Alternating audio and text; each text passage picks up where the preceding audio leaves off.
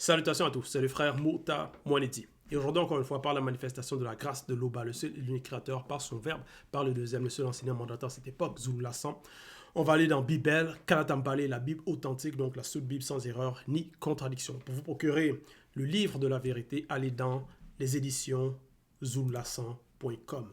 Ainsi que pour procurer le livre mystérieux, donc Kalatan Dimsi, le code révélé de la Bible authentique. Aujourd'hui, dans cette exhortation, on va aller dans le livre de Wuta. Donc, Wuta, son histoire a été plagiée dans les Bibles classiques, donc, et il appelle Sophonie. Mais ici, c'est son véritable livre, ses véritables propos, donc, ses enseignements, ce qu'il a prophétisé, parce que c'était un prophète, donc un Mutopéda, Moudi, celui qui parle, donc de la parole de l'esprit, avec donc du Mundi. Wuta, c'est révéler ce qui est caché, donc il révèle des choses cachées, des choses qui ne sont pas à la portée de l'homme ordinaire. Donc, révéler ce qui est caché. Chapitre 3, à partir du verset 1 jusqu'au verset 13. Et ici, le titre, c'est « Malheur aux non-initiés de la ville rebelle et souillée ». Donc, il annonce donc un malheur. Qu'est-ce qui va arriver aux non-initiés, donc non pas aux initiés, non pas à ceux qui marchent selon le verbe, selon les lois et les ordonnances, les préceptes du verbe de l'Oba, mais à ceux qui vont désobéir, ceux qui sont dans des fausses doctrines, ceux qui écoutent les faux pasteurs, ceux qui vont écouter les faux prophètes, ceux qui vont donc mettre des statuettes, se prosterner donc devant des statuettes, donc des idolâtres. Il dit ici, malheur aux non-initiés de la ville rebelle et souillée. Bon, comment une ville peut être rebelle et souillée? Bien sûr, ce sont les habitants, ce sont les actions de ces habitants-là qui vont rendre la ville rebelle, qu'on va considérer cette ville-là comme rebelle et souillée par rapport aux actions, par rapport à la désobéissance, par rapport à la souillure que les non-initiés vont commettre. À ceux qui vont faire. Donc, malheur aux non-initiés de la ville rebelle et souillée. Donc, chapitre 3. Au verset 1, il est écrit. Malheur aux non-initiés de la ville rebelle et souillée, virgule, à la ville pleine d'oppresseurs. Point d'exclamation. Donc, il annonce cela. Non pas le bonheur, non pas la joie, non pas la paix, non pas la tranquillité, mais malheur aux non-initiés de la ville rebelle et souillée, à la ville pleine d'oppresseurs. Et dans le visible, même à notre époque, on voit cela. Différentes villes, il y a beaucoup d'injustices, il y a la désobéissance, il y a la souillure, donc il y a le péché. Ils vont bâtir des bâtiments, des fausses églises, donc des monuments, donc des statuettes, tout ça là, dédiés à des faux dieux, dédiés à des fausses divinités. Donc ça va être des idolâtres. Il y a plein de villes comme cela dans le visible. Et même à Ouassé, donc en Afrique. Verset 2, il est écrit ceci. Elle n'écoute aucune voix, virgule. Elle n'a point égard à la correction, virgule. Elle ne se confie pas au verbe de l'Oba, virgule. Elle ne s'approche pas de lui. Point. Donc, lui ici, c'est avec un L majuscule. Donc, c'est le verbe de l'Oba. Donc, la ville n'écoute aucune voix. La ville n'a point égard à la correction, ne se confie pas au verbe de l'Oba, ne s'approche pas de lui. Donc, comme j'ai mentionné, cette ville, ce sont ses habitants qui vont représenter cette ville. Donc, qui vont faire comme un. Dans leurs mauvaises actions, dans leur désobéissance, on les groupe tous ensemble. Et Wuta ici, le prophète, il révèle ce qui est caché. Donc déjà, il est en train d'exposer la mauvaise façon d'agir des habitants. Comment ils sont, leur comportement, leur état d'esprit, leur état de désobéissance. Donc, elles n'écoutent aucune voix parce que déjà, même dans les temps anciens, il y avait les initiés qui leur parlaient, qui vont leur mettre en garde, leur donner des avertissements. Que non, repentez-vous, ça, c'est pas la bonne voie, il ne faut pas faire ceci, il ne faut pas écouter les faux pasteurs, il ne faut pas écouter les faux prêtres, il ne faut pas écouter les faux prophètes. Donc, ils n'écoutent pas la voix de la sagesse qui parle par les initiés. Elle n'écoute aucune voix. Elle n'a point d'égard à la correction, virgule. Elle n'a point d'égard à la correction. Parce que quand la ville elle est rebelle, quand les habitants sont rebelles, il y a parfois la protection qui est retirée et les habitants sont frappés. Il y a des calamités, il y a des malheurs qui vont leur arriver. Ça va représenter une sorte de correction aussi. Il y a parfois les ennemis qui vont maintenant prendre le dessus sur eux à certains moments donnés. Donc, ils ne vont pas pouvoir résister dans le combat spirituel parce que la protection s'est retirée. Et malgré cela, il est écrit ici, elle n'a point égard à la correction. Donc, elle n'apprend pas, les habitants n'apprennent pas des leçons face à ce qui leur arrive, ne tirent pas des bonnes leçons du passé. Et c'est souvent ça aussi qui est arrivé par rapport, bien sûr, parce qu'ici, on parle ici donc des non-initiés, donc le peuple, c'est des Noirs. Et c'est souvent ça qui est arrivé dans le passé par rapport à Ouassé, par rapport à l'Afrique. Parce que certains vont se demander pourquoi l'Afrique est comme ça, pourquoi il y a tant de malheurs qui sont arrivés, alors qu'avant il y avait une certaine paix, il y avait un passé glorieux. Qu'est-ce qui a fait en sorte qu'il y a un déclin? Quelles portes ont été ouvertes pour que les ennemis, les oppresseurs puissent dominer à un certain moment donné, prendre le dessus à un certain moment donné? C'est à cause, bien sûr, de la rébellion, à cause de la désobéissance. Voilà pourquoi il est écrit malheur à la ville, malheur aux non-initiés plutôt, de la ville rebelle. Donc à cause de la rébellion, ils sont rebellés contre les lois et les ordonnances du verbe de Loba. Elle ne se confie pas au verbe de Loba, virgule, voilà. Donc les habitants, face à cela, dépendamment de différentes situations, ne vont pas se confier au verbe de Loba dans la prière, exposer cela, se repentir, non. On voit l'état, par exemple, de certains pays, certains territoires, même d'Afrique, donc là où il y a des Noirs. Quand il va y avoir des malheurs, peut-être ils vont faire face à l'ennemi, à l'oppression. Les ennemis peut-être veulent vouloir envahir, ou ils ont des problèmes, que ce soit par rapport à des rebelles dans le territoire, comment faire pour faire partir ces rebelles-là, tout ça là. Qu'est-ce qu'ils vont faire? Est-ce qu'ils vont se confier au verbe de Loba, ou ils vont faire appel aux étrangers, que non, venez nous en aide, que non, donnez-nous des fonds, faites-nous des prêts, tout ça là.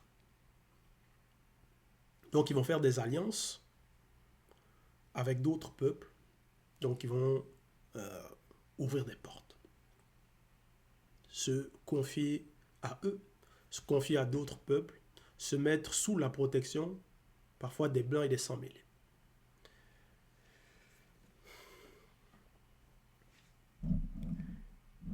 Au lieu de se confier au verbe de Loba. Alors que ces personnes, là parfois, avec lesquelles ils vont faire alliance, ça va être des alliances, mais derrière, il va y avoir des manigances. Ça va pas être des alliances tenables, c'est-à-dire pour le bien du peuple. Non.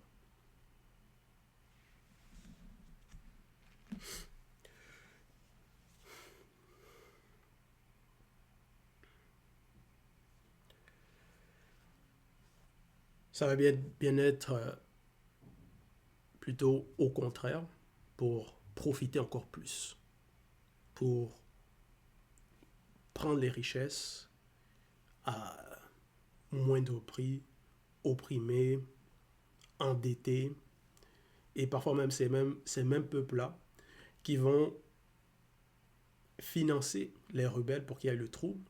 Comme ça, ils vont se présenter maintenant comme soi-disant sauveurs, comme aide, alors que c'est ces mêmes personnes qui ont causé le trouble. Elle ne se confie pas au verbe de Loba, elle ne s'approche pas de lui. Elle ne s'approche pas de lui. Ces personnes, donc non initiées, de la ville rebelle et souillée, vont, donc, comme j'ai mentionné, se confier aux blancs et aux sans-mêlés, à des étrangers, mais aussi se confier aux faux dieux, à des dieux qui n'ont pas la capacité, le pouvoir de leur secourir, de leur venir en aide. Donc c'est les personnes qui vont être dans les fausses religions, prier des faux dieux, tout ça. Elle ne s'approche pas de lui, au lieu donc de s'approcher du verbe de Loba, spirituellement. Donc,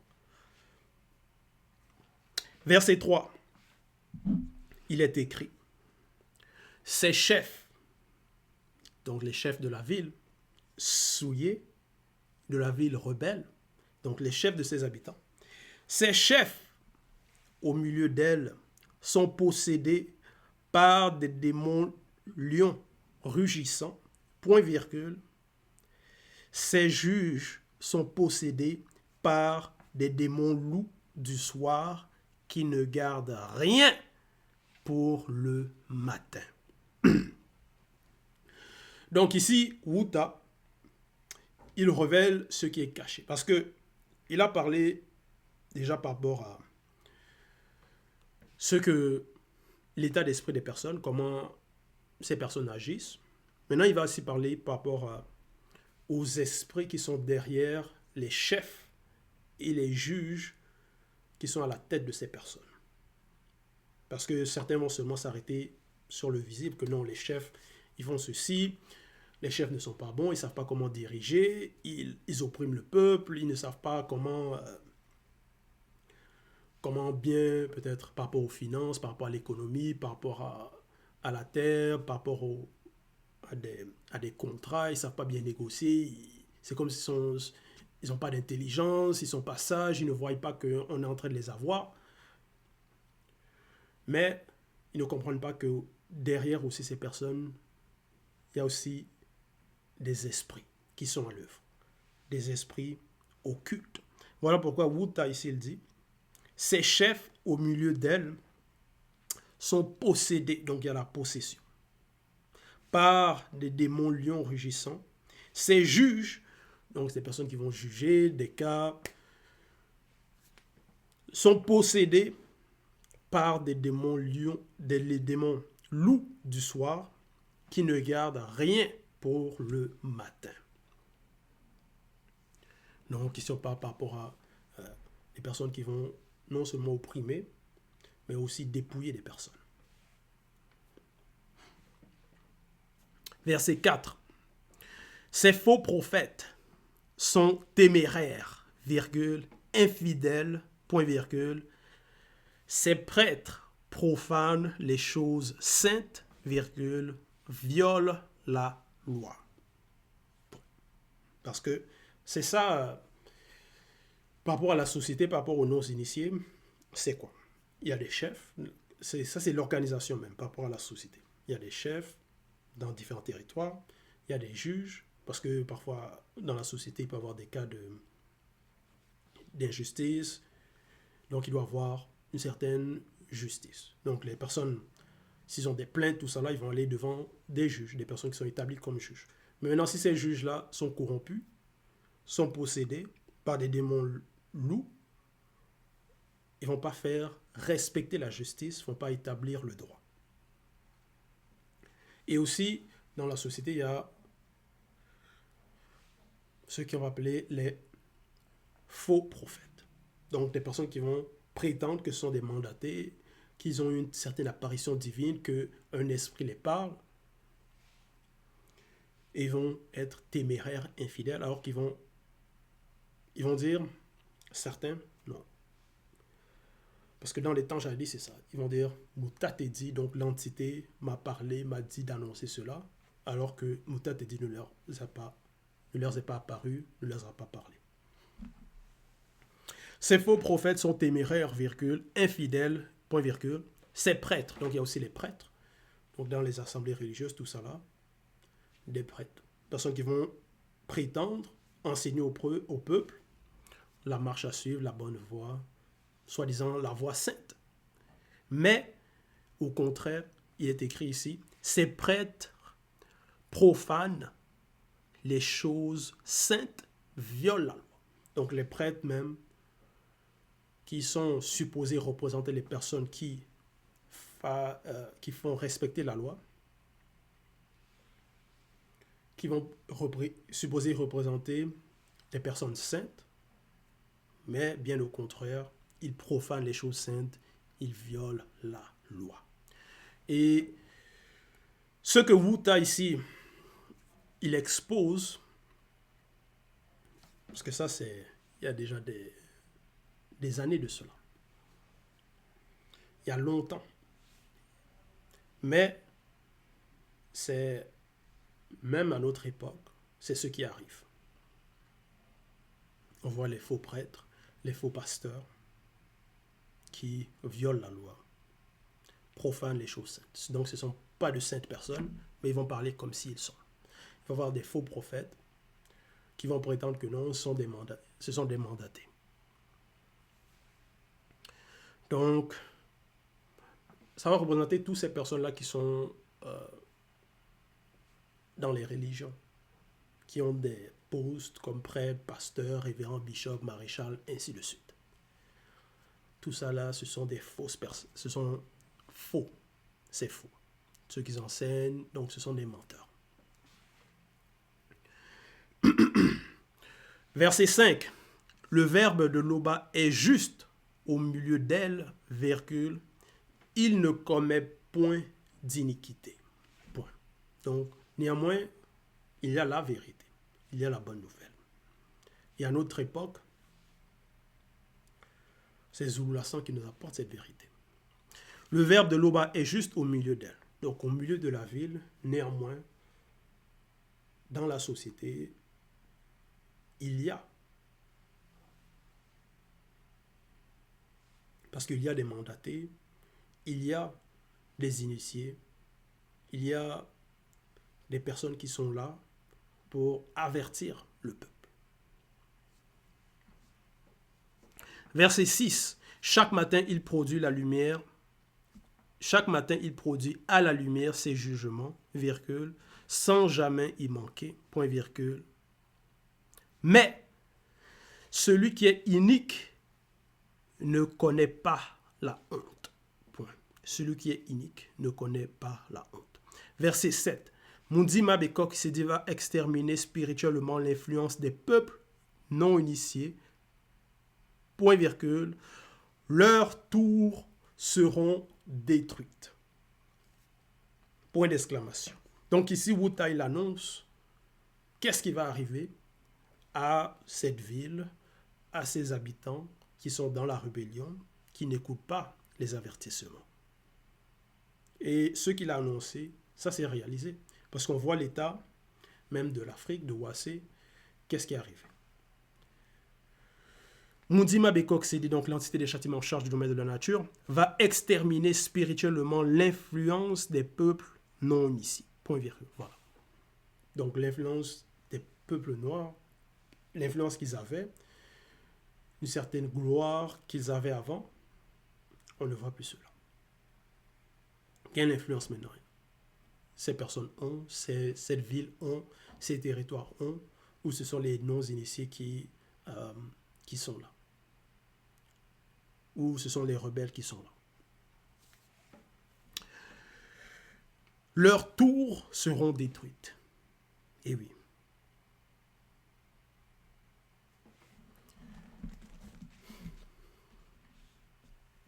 Verset 8, il est écrit « Attendez, dit Moutat et dit l'entité, au jour où Mundima Bekok s'est dit répandra spirituellement sur eux sa fureur, virgule, toute l'ardeur de sa colère, point virgule, car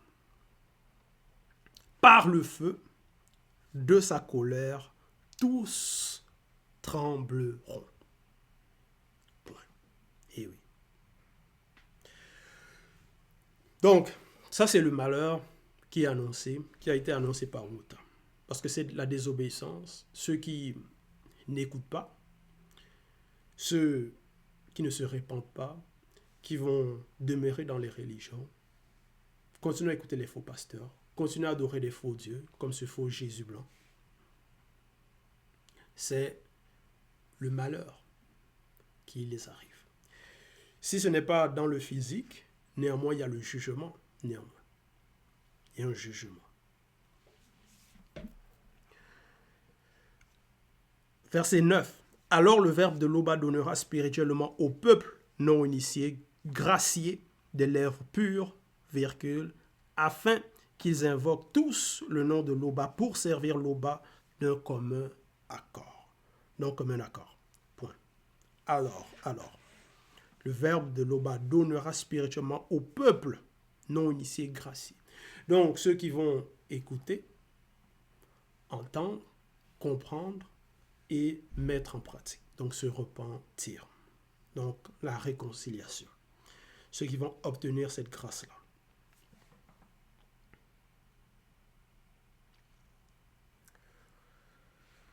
Verset 10.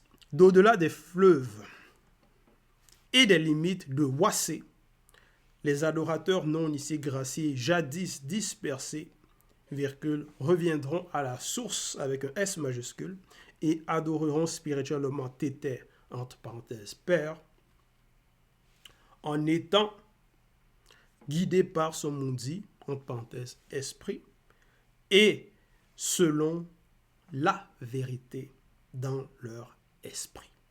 Point. Verset 11. En ce jour-là, virgule, tu n'auras plus à avoir honte de toutes tes actions par lesquelles tu as péché contre la loi du Verbe de l'Oba, point virgule, car alors, Mundima Bekok qui s'est dit, ôtera spirituellement du milieu de toi ceux qui triomphaient avec arrogance, virgule, et tu ne t'enorgueilleras plus. Et tu ne t'enorgueilleras plus. Verset 12. Le Verbe de l'Oba laissera au milieu de Wassé des initiés. Verset 13. Les restes des non-initiés graciés ne commettront point d'iniquité, virgule, ils ne diront point de mensonge, virgule, et il ne se trouvera pas dans leur bouche une parole trompeuse, point virgule, mais ils paîtront, virgule, ils se reposeront, virgule, et personne ne les troublera. Point. Donc, là maintenant, Boutai parle de ceux qui vont marcher selon les lois et les préceptes du Verbe de l'Oba. Au lieu du malheur, au lieu de l'oppression, au lieu donc de la colère, ils vont subir, ils vont plutôt recevoir le bonheur, la paix. Ici, il est écrit, ils se reposeront et personne ne les troublera. Donc, ils seront épargnés de ces malheurs-là, de ces calamités, de l'oppression, tout.